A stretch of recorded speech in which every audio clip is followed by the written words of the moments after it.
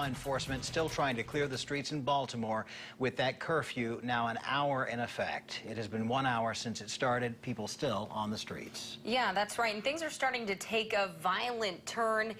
We're looking live right now. We're not seeing anything, but we did see some events unfolding earlier, and police are trying to enforce that curfew. In just the last half hour, officers moved in on a group of people. Canisters were deployed, either smoke or tear gas. We're not sure at this point. It's unclear what was thrown and if it was thrown from the crowd or if it was thrown from police. But we are monitoring the live feed. We did see some rioters throwing some objects at officers.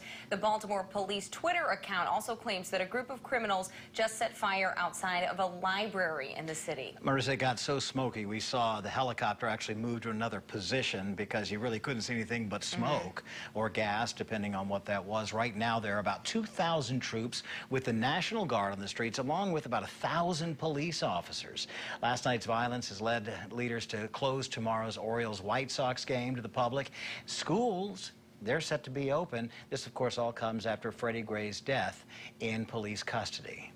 And as we're seeing there, some tactical vehicles that we've seen these in situations on the streets of Baltimore. They're becoming a more common sight on our American streets, even our mid-Missouri cities. Yeah, in Ferguson and Baltimore, they've been criticized for looking maybe too menacing, too militaristic on the streets. But some argue that the vehicles can prevent bad situations, and some say it's exactly what's needed.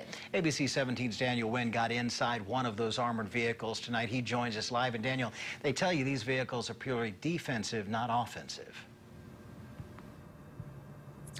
Yeah, Joey, Cole County has an armored vehicle. It's from a Defense Department program, and the vehicle was actually used in the Middle East, but it has since had all of its weapons taken out of it. It's purely used for its heavy armor. This evening, Captain John Wheeler with the Cole County Sheriff's Department took me in this very massive vehicle that taxpayers got for a bargain.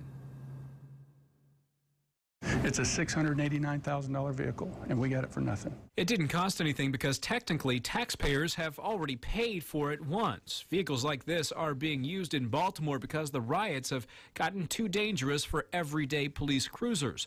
Captain John Wheeler says these vehicles are purely for officers' safety. A patrol car, and then we have the MRAP. They're both tools that we utilize on a regular basis. Tools that have much different jobs. The patrol car is for speed, the MRAP for protection. This is going to stop up to what? Any handgun, any shotgun? This will stop any handgun, any rifle fire. And while it's more on the massive side, inside it's more on the small side, room for about half a dozen men. But their menacing looks have drawn critics. They say they're intimidating to those who are riding. But Wheeler tells me these vehicles aren't meant to intimidate or be welcoming.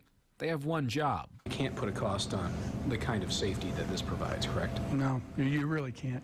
I mean, think of the situations that we go to, barricaded subject. You know, there's just so many things out there that we need this type of barrier. We need this to be able to protect our citizens as well as our deputies. And this MRAP vehicle has not been used in any operations yet. You might remember the city, though, purchasing about a $300,000 tactical vehicle just recently. Reporting live in Jefferson City, Daniel Wynn, ABC 17 News.